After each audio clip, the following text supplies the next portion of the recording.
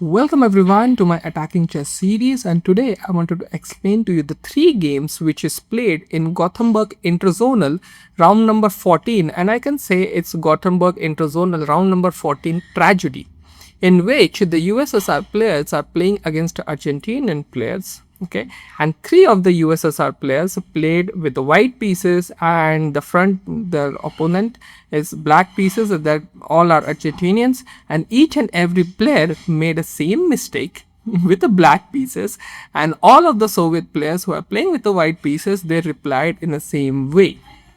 So the first game I want to show it to you, that this game is played between Boris Spassky and Herman Pilnik. So Spassky was playing with white pieces and he started the move pawn to e4. There is c5, knight to f3, pawn to d6, d4, pawn takes d4, knight takes d4, knight to f6, knight to c3, and a6. One of the most analyzed, most played Sicilian variation.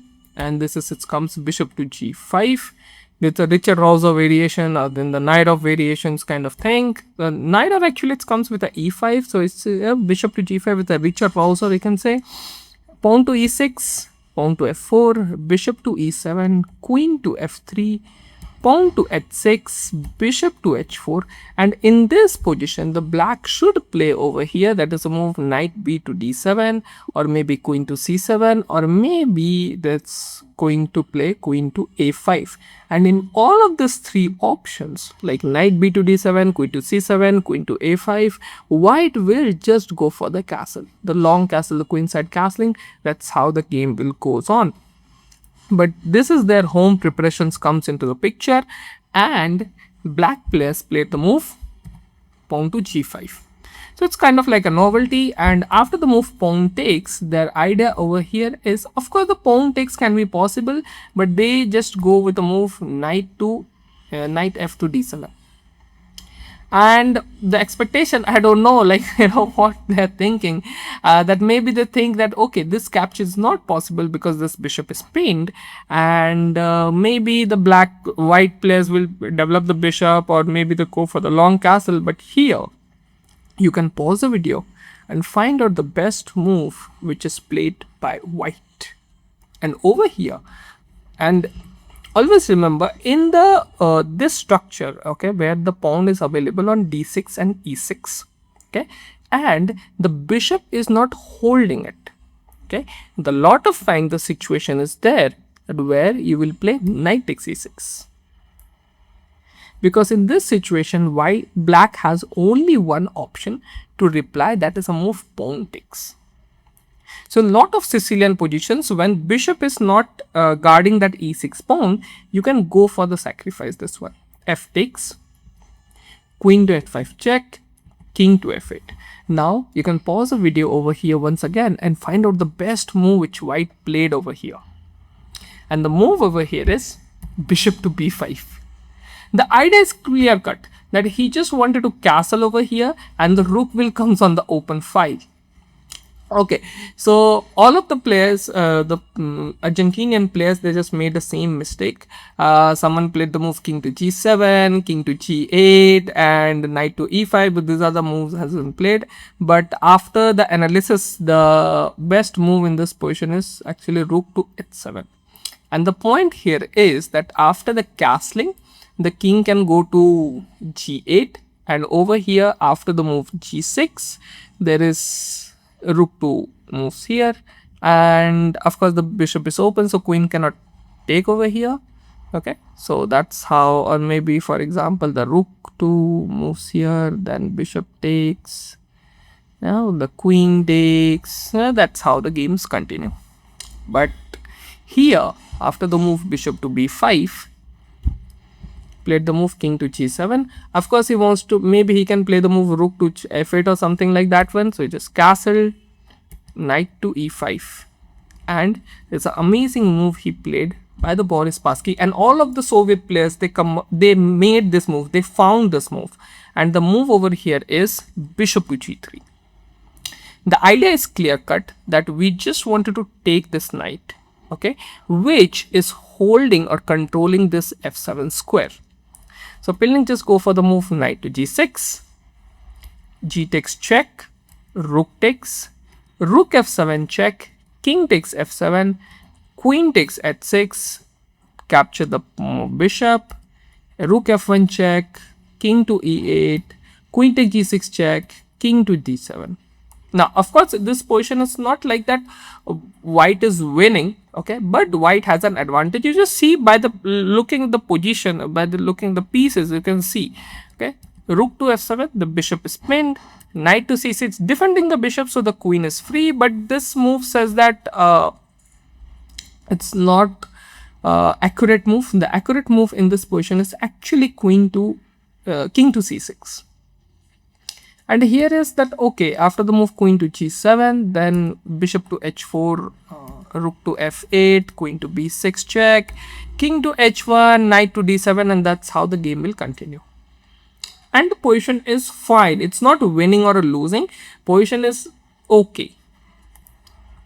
But after the move knight to c6, knight to d5, okay, rook takes ha2, pawn to h3. The very important move that there is no back rank mate will come so that the king can move to the h2 square.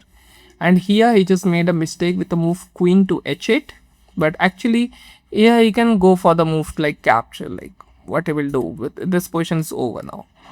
After the move h8, knight takes e7, knight takes e7, queen to g5. You know, the piece is pinned, so you just want to take it, check, king h2, queen to d8, defending it, but queen takes b5 check, king to c7, c5 check. Of course, the pawn cannot take it because this bishop is pinned, pinning it. Knight cannot play on c6 because the knight is pinned.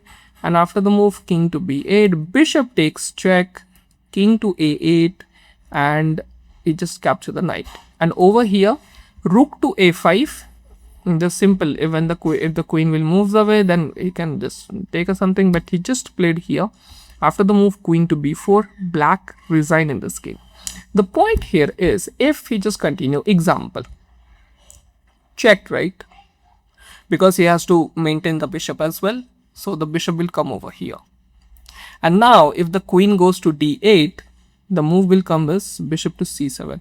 Rook is protecting, and this is just a mate. If you just queen just move somewhere, this is just a checkmate. So because of all of this, he just resigned the game after the move queen to b4 in this position. Next game. So this game is played between Efim Geller and Oscar Panno. So again, Geller with white pieces, he started with the move e4, c5, knight to f3, d6, d4, c takes d4, knight takes d4, knight to f6, knight to c3, pawn to a6, bishop to g5, pawn to e6, f4, bishop to e7, queen to f3, h6, bishop to h4 and g5. The same move order they played. Of course, this is the home preparation, but it just backfired. And become the very biggest tragedy for the Argentinian players. F takes, knight fd7, and over here Efim Geller also come up with this move. Knight takes 6. Okay, pawn takes, queen to h5 check, king to f8, bishop to b5. And here he made the move knight to g5. So in the previous one we see that the king to g7, but here the knight e5 first he comes. That's it. Okay, bishop to g3, as I told to you, bishop to g3, it's just bishop takes that move. Okay, in this position there is another move, another important thing, that after the move king to g8, if the black takes two moves, okay, king to g8, and then later on black can king to g7, and later on black can go for the pawn takes. You know, that's a keyword kind of thing. So that is a threat of a king to g7 or that one. But here bishop to g3. So you can see that even the Soviet players, they also come up with the accurate moves, and each and every player this is making the same moves. So maybe there is a possibility that they also analyze the same position. Okay, they just know that if there's a g4 will come, so this preparation is there. Okay, bishop takes g5, and now this is just over, like, okay. Check, king to e7, bishop takes e5. Very important move, as I already told to you that this knight is just controlling the move controlling the square, that is f7 and g6, and after this one it's just over. Check. There's a one move also, rather than queen to b6 he can go for the move bishop to e3 as well. Bishop to e3, king to h1, d takes, knight, queen takes, bishop to d4, double attack, knight to d5, queen takes d5, but here the powerful move comes, that is a move queen to c7, and that's it. It's just over. So just no changes. Check, king to h1, d takes, queen to f7, check, king to d6. It's just it's just done now. Rook a to d1, check, queen to d4, rook takes d4, e takes d4, and after the move e5, king to c5, queen to c7, check, knight to c6, and bishop takes c6. Over here Panno just resigned the game because it just done, like, and if we just continue with the move takes, it's a simple check, king to c4, and pawn to b3. This is checkmate. Okay, so because of all of this, and in this position you can see, right, it just done, like, okay, over. Nothing left. Okay, to black, it just completely just busted out. And the next game is playing with a Paul Keres versus Miguel Najdorf. So Najdorf actually, it just resigned much early. He don't wanted to go all of this. Okay, so this is e4, c5, the same opening, same variation, same move order, everything is just same. Knight to f6, knight to c3, pawn to a6, bishop to g5, pawn to e6, pawn to f4, bishop to e7, queen to f3, pawn to h6, pawn, bishop to h4, and the move g5. The same thing, takes, knight fd7, and boom. Pawn takes, queen to h5 check, king to f8, bishop to b5, king to g7, castle, knight to e5, and bishop to g3. So you can see that the Soviet players, they also come up with a move that okay, this is the move, this is the defense we have to do. Okay, and after the move bishop to g3 and all of that, and you will see that all of the moves they are making, they're exactly same. So it just shows that they also prepared this move, and they know that if the g4 will come, g5 will come, we just have to encounter like this one, and it just busted out. Okay. Knight to g6, g takes is check, rook takes, check, takes, check. You see all of the move is same, so same like a Boris Spassky against a Pilnik move. Takes over here, this is slightly change, check, capture, and here rook to f7. See the same thing. Same thing, knight to c6, the same exact move comes. Knight to d5, rook takes a2, pawn to h4 he played. Okay, the Spassky played a move h3, just played h4. Okay, queen to h8 again, knight takes, and there's a g5. So here of course the Pilnik, he just continued with the move queen to d8 and all of this, but over here Najdorf, he just resigned the game. It's like, no, I want to do. So in this one, once again, as you can see, that first of all, that the weakness of the f7, okay, and king is in the center, that's the main point of that. And in the Sicilian defense, just remember that when we are playing with the black piece especially, that is a Schwiningen variation, you can say the Schwiningen structure actually, where the pawns are available on d6 and e6. So please keep in mind that this bishop should be there to defend, because one time I also become a victim of this one.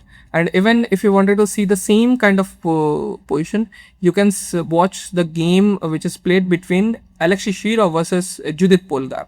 So the story is like the Judith Polgar, actually he won the game with the white pieces in the same position. And the Alexei Shirov, she was playing with the black pieces against Alexei Shirov, and she just fall into the same trap against him. Even Alexei Shirov, he made a video on YouTube. You can find that one. I will put the link into the description. You can watch the video. Amazing game he just explained against a Bulgar he played. Okay, thank you so much for watching.